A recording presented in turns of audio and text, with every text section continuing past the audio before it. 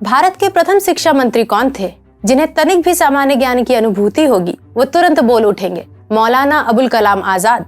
परंतु अगर हम कहें कि भारत के सर्वप्रथम शिक्षा मंत्री वे नहीं मुरली मनोहर जोशी थे तो आप कहेंगे क्या बकवास है, परंतु क्यों यही वास्तविक सत्य है, इसे समझना आवश्यक है।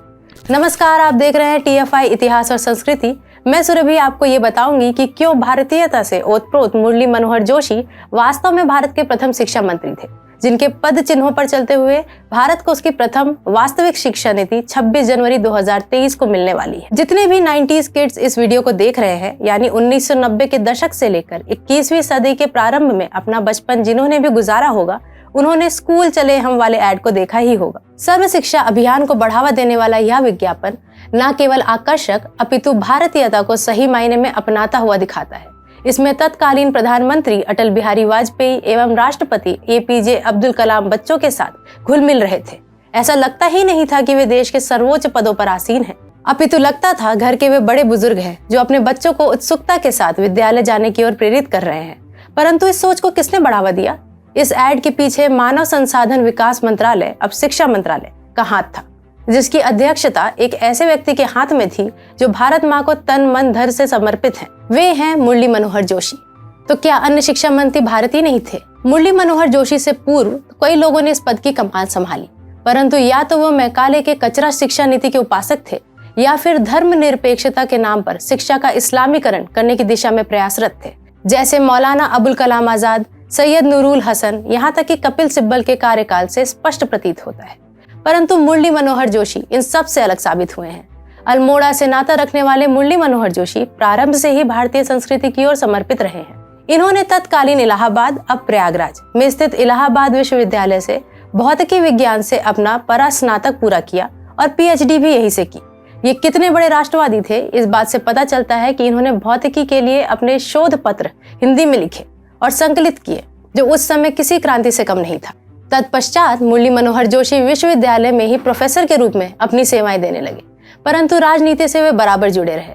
गौरक्षा आंदोलन में सक्रिय भाग लेते हुए उन्होंने जल्द ही सक्रिय राजनीति में भाग लेना प्रारंभ किया और आपातकाल में उन्हें जेल भी जाना पड़ा। तो मुरली मनोहर जोशी ने बतौर शिक्षा मंत्री ऐसा क्या किया कि आज भी लोग उनकी प्रशंसा करते नहीं थकते? हमारी शिक्षा नीति के बारे में अनेक लोगों को ये आपत्ति है कि यह भारतीयों की कम भारत पर आक्रमण करने वालों की प्रशंसा अधिक करता है, और जिन्होंने स्वतंत्रता आंदोलन में मक्खी भी नहीं मारी होगी उन्हें बच्चों के लिए मार्गदर्शक के रूप में पेश करता है। इतना ही नहीं, भारत के मैकाले आधारित शिक्षा नीति के बारे में सबसे बड़ी समस्या ये रही है कि यह सनातन संस्कृति को निरंतर अपमानित करती रही है और इस्लामिस्टों एवं मिशनरी पद्धति का अनुचित महिमा मंडन करती है। ऐसे में मुरली मनोहर जोशी ने सर्वप्रथम देश के कोने कोने में शिक्षा की ज्योत जगाने का संकल्प लिया। कांग्रेसी और वामपंथी दावे तो खूब लंबे चौड़े करते थे, परंतु 1998 तक भारत के आधे से भी अधिक बच्चे मूल शिक्षा से कहीं न कहीं वंचित थे। इस समस्या को जड़ से उखाड़ने हेतु मुरली मनोहर जोशी ने सर्व शिक्षा अभियान को बढ़ावा दिया, जिसके अंतर्गत कोई भी बालक या बालिका मूल शिक्षा से वंचित नहीं रहेगा। इन्हीं के प्रयासों से शीघ्र ही शिक्षा एक मूल अधिकार भी बना, परंतु इसका रूप रंग बदलने और इसका क्रेडिट लूटने में कांग्रेसियों ने कोई कसर नहीं छोड़ी। 1998 से 2004 बतौर शिक्षा मंत्री मुरली मनोहर जोशी ने कई क्रांतिकारी निर्णय लिए। सर्व शिक्षा अभियान योजना की देन है कि देश के तमाम प्राथमिक विद्यालयों में रिक्त शिक्षकों के पदों पर नियुक्ति के लिए विशिष्ट BTC का प्रयोग प्रारंभ हुआ, जो सफल रहा। किशोर बच्चों में विज्ञान के प्रति आकर्षण और रुझान जगाने के साथ बाल भवन की गतिविधियों द्वारा भारतीय मूल्य और संस्कारों का प्रचार विदेशों में भी किया जाने लगा। परंतु मुरली मनोहर जोशी उतने पर ही नहीं रुके।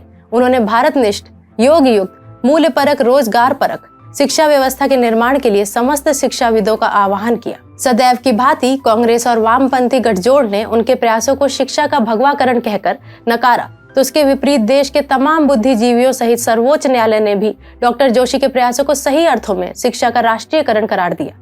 आज इन्हीं के प्रयासों का परिणाम है कि भारत में सनातन समर्थक भारत के हित में बात करने वाली शिक्षा पद्धति अब 26 जनवरी 2023 से लागू होगी, जिसके प्रणेता सही मायनों में डॉक्टर मुरली मनोहर जोशी ही रहे।